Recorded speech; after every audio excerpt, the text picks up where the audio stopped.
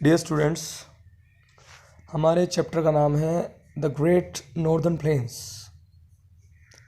हमारा जो उत्तरी एरिया है उसमें जो समतल क्षेत्र है, ठीक है, वहाँ की बात करेंगे इस चैप्टर में हम। और कुछ नदियों के बारे में भी आपको यहाँ पर जानने को मिलेगा। The reverse originating from the Himalayas flow through the northern plains. जो भी नदियाँ हिमालय से उठती हैं, हिमालय से शुरू होती हैं, वो उत्तरी जो प्लेन है, उत्तरी जो समतल एरिया है, वहाँ से ज़रूर गुजरती हैं। विच आर वेरी फर्टाइल, जो बहुत ही क्या है, उपजाऊ क्षेत्र हैं। जाहिर सी बात है, जहाँ से नदियाँ गुजरेंगी वहाँ ऑब्वियसली जो ज़मीन होगी वो उपजाऊ होगी, क्योंकि हिमालय से बहुत सारी जड़ी बूटियाँ नदी के पानी के साथ ही आती हैं। This is because this reverse deposit the fine silt along the banks. और इसी कारण क्या है, नदियाँ अपने किनारे पर बहुत सारे गुण लेकर आती है और जिसे अपने किनारे पर छोड़ती चली जाती है। एक तरह से कह सकते हो बालू के कण बोल सकते हो, बालू के कण लेकर आती है। अब this fertile finally graded soil is called alluvium. इस जो उपजाऊपन को हम बोलते हैं एक बहुत अच्छी सोयल बोलते हैं, बहुत अच्छी मिट्टी बोलते हैं, और इसको हम बोलते हैं is called alluvium and is good for crops. Alluvium means क्या है बेटा, जलोढ़, मतलब जल के द्वारा लाई गई मिट्टी को एलुवियम बोलते हैं।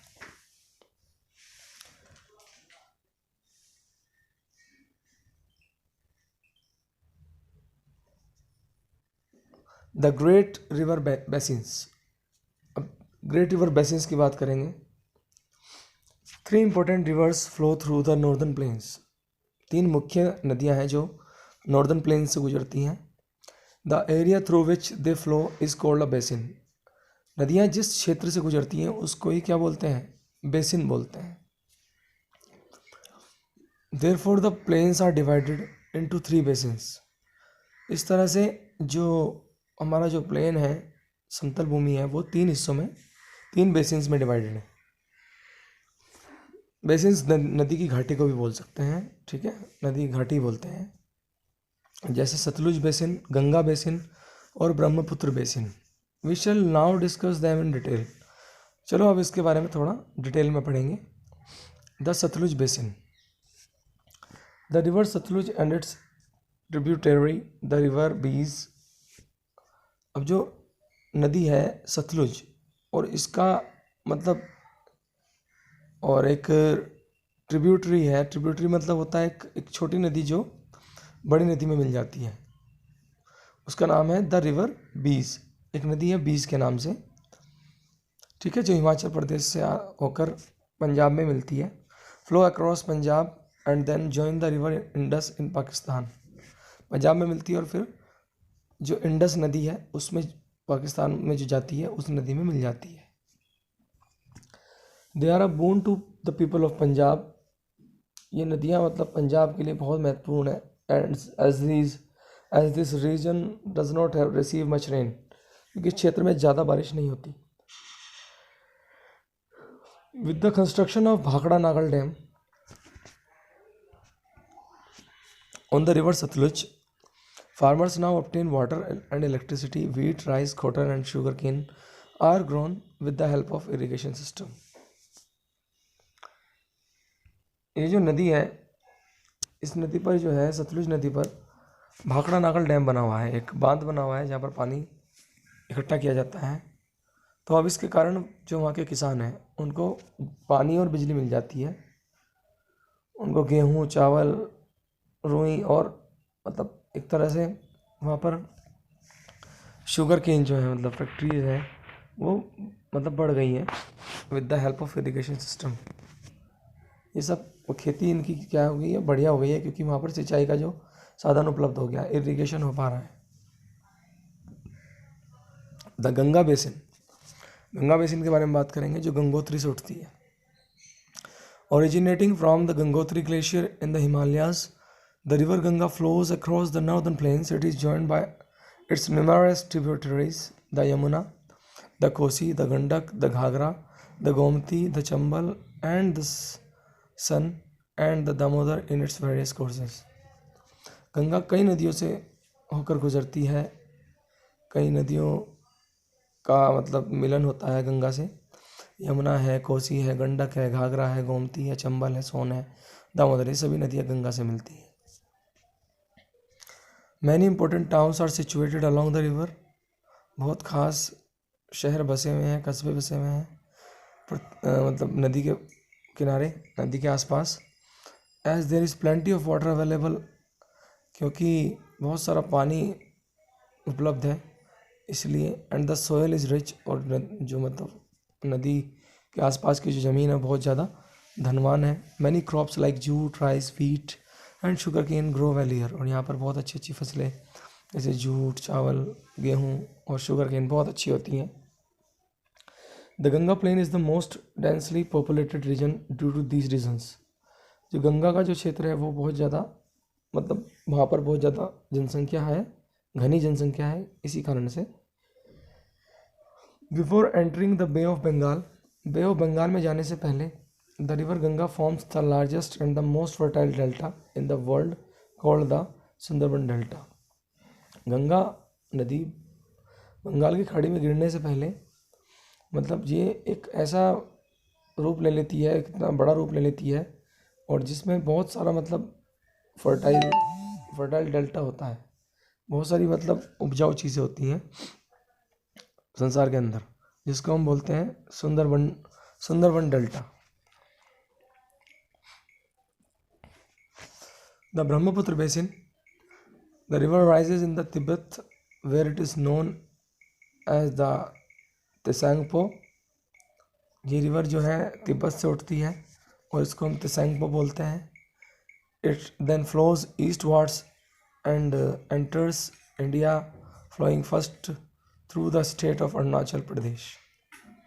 ये जो है मतलब पूर्वी क्षेत्र से आती है और पूर्व की तरफ बहती है और फिर एंटर करती है मतलब बहते हुए अरुणाचल प्रदेश की तरफ से, और एंड देन टू असम, फिर असम की तरफ जाती है before joining the river Ganga को ज्वाइन करने से पहले। The Brahmaputra flows through hilly areas, eroding the rocks and then depositing the soil। ये जो नदी है ब्रह्मपुत्र मतलब हिली एरियाज, पहाड़ों से होती हुई आती है, पहाड़ों को काटते हुए और फिर मिल जाती है, मतलब वहाँ से मिट्टी के कण, बालू के कण भी इकट्ठा करती है। व्हेन इन फ्लड, जब बाढ़ आती है तो वहाँ से बहुत सारी मिट्टी ले आती है। This soil is extremely fertile that helps in the growth of jute and rice. ये जो सोयल है बहुत ही ज़्यादा उपजाऊ होती है, जिसमें जूट और राइस की जो फसल है बहुत अच्छी होती है। T is also a very important crop of the area. इस क्षेत्र की जो चाय एक बहुत महत्वपूर्ण फसल है। India has the greatest fertile land in the world. Bharat के अंदर सबसे ज़्यादा उपजाऊ ज़मीन पाई जाती है। States in the northern plains, Punjab is the land of 5 rivers. Jhelum, Ravi, Chenab, Beas and Satluj are tributaries of the Indus River. Punjab जो है वो 5 नदियों की धरती है, जिसका नाम है Jhelum, Ravi, Chenab, Beas and Sutlej. Are tributaries of the Indus river, और ये सब सिंध इंडस नदी में मिलती है। Actually the word punj means 5 and ab means water. Punjab का मतलब क्या है? पुंज का मतलब है 5 और ऐब का मतलब है पानी, इसलिए पंजाब का नाम पंजाब है। So the land of 5 rivers is called Punjab. Amritsar, Ludhiana and Jalandhar are the big cities of Punjab. People go to Amritsar to visit the golden temple.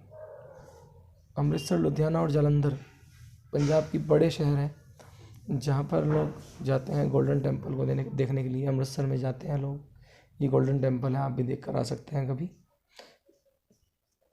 Haryana, Ambala, Hisar, Panipat, Faridabad and Gurgaon are the big cities of Haryana. Ambala, Hisar, Panipat, Faridabad and Gurgaon ये हरियाणा के बड़े शहर हैं। There is a big factory at Gurgaon which manufacturers cars. Gurgaon में एक बहुत बड़ी factory है जहाँ पर कार बनाई जाती हैं। Chandigarh is the common capital of Punjab, Haryana and the union territory of Chandigarh.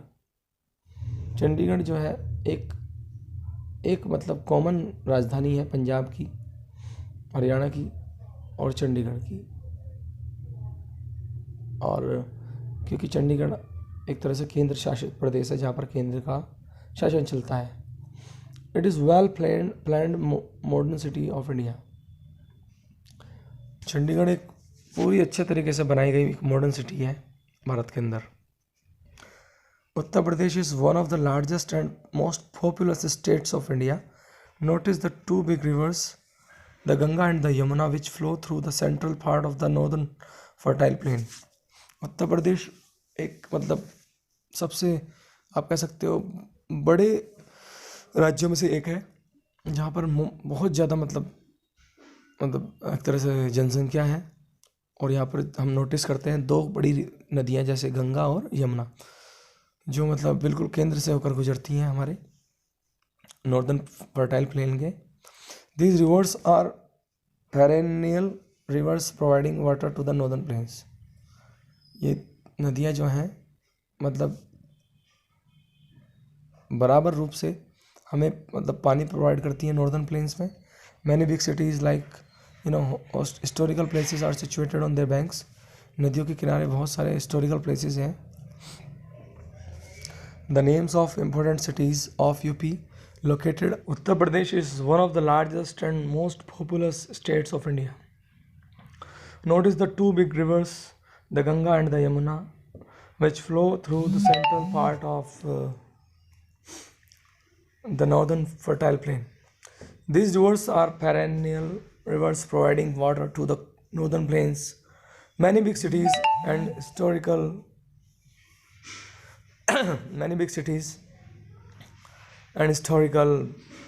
places are situated on the banks. यहाँ तक पढ़ चुके थे। Wheat, rice and sugarcane are the major crops of this region. Notice the rivers Chambal, Betwa and Son. These are the tributaries of the Ganga, joining it from the south and are seasonal rivers. अगर हम बात करें चावल, गेहूं और sugarcane जो है वो इन क्षेत्रों की क्या है, बहुत महत्वपूर्ण जो है फसल है। और हम बात करते हैं चंबल, बेतवा और सोन की। ये तीनों नदियाँ जो हैं ये एक तरह से सहयोग देती हैं, सहयोगी नदियों में आती हैं और जो गंगा को जॉइन करती हैं, गंगा में मिलती हैं दक्षिण से मिलती हैं। और ये सब मतलब सीजनल रिवर्स हैं, मतलब ये अपने अपने मौसम के अनुसार हैं। फाइंड आउट देखते हैं। इज़ हरिद्वार इन यूपी और इन उत्तराखंड? बताइए हरिद्वार यूपी में आता है, उत्तराखंड में आता है? Well answer is Uttarakhand. Important cities of Uttar Pradesh. Meerut is a historical city. The revolt of 1857 started here. Meerut एक ऐतिहासिक शहर है जहाँ से 1857 की क्रांति शुरू हुई। Agra is a historical city that was once the capital of the Mughals. Agra is famous for the Taj Mahal, one of the 7 wonders of the world. Agra एक ऐतिहासिक शहर है जहाँ पर एक बार जो है मतलब ये एक समय के लिए ये मुग़लों की राजधानी रही। आगरा एक फ़ेमस है ताजमहल के लिए और ताजमहल 7 अजूबों में से एक है। It was build by Mughal emperor Shah Jahan. Taj Mahal को मुग़ल शासक शाहजहाँ ने बनवाया था। Kanpur is an industrial city. Kanpur एक इंडस्ट्रियल सिटी है। Varanasi is a religious place. Varanasi एक धार्मिक जगह है। Earlier it was called Banaras. पहले इसको बनारस बोलते थे। Delhi is a thickly populated metropolitan city. Delhi जो बहुत अधिक, जहाँ पर बहुत ज़्यादा जनसंख्या है, एक मेट्रोपॉलिटन सिटी है। Which is located on the banks of the river Yamuna. It is a historical city, जो यमुना के किनारे बसा हुआ है और ये एक हिस्टोरिकल सिटी है। New Delhi was made the capital of India on December 1911। New Delhi जो बनाया गया था वो मतलब राजधानी बनाई गई थी भारत की नई दिल्ली को 1911 में, दिसंबर 1911 में। नियरली 100 ईयर्स अगो इसको बनाया गया था राजधानी। Important attractions of Delhi are Jama Masjid, red fort, Qutub Minar, lotus temple and India Gate. खास आकर्षण की जो चीज़ें हैं दिल्ली के अंदर वो हैं Jama Masjid, red fort, Qutub Minar, lotus temple and India gate. ये जामा मस्जिद है ऊपर, ये लाल किला है। Jama Masjid is the largest mosque in the world. दुनिया की सबसे बड़ी मस्जिद है Jama Masjid. Bihar, the next state which is a part of the great plains in is Bihar. अगर अगला जो राज्य है जिस हमारे प्लेन्स का जो हिस्सा है वो है Bihar. It is a fertile region, ये भी उपजाऊ क्षेत्र है। Rice and sugarcane are important crops grown here. चावल और शुगर केन, गन्ना यहाँ पर जो होता है मुख्य रूप से। Patna is the capital of Bihar, Patna Bihar की कैपिटल है। It is a historical city, ये एक ऐतिहासिक शहर है। It was called Pataliputra in the ancient times, पुराने समय में इसको पाटलिपुत्र कहा जाता था। Do you know the first president of India doctor Rajendra Prasad was born in Bihar. क्या आप जानते हो पहले जो राष्ट्रपति हैं डॉक्टर राजेंद्र प्रसाद वो बिहार में पैदा हुए थे। The state of waste Bengal is also a fertile plain region which is thickly populated.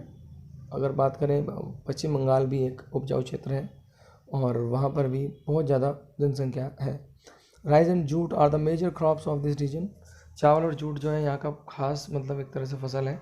The Sundarbans on the delta of the river Ganga. Ganga नदी का जो सुंदरबन है वो डेल्टा यहीं पे बनता है।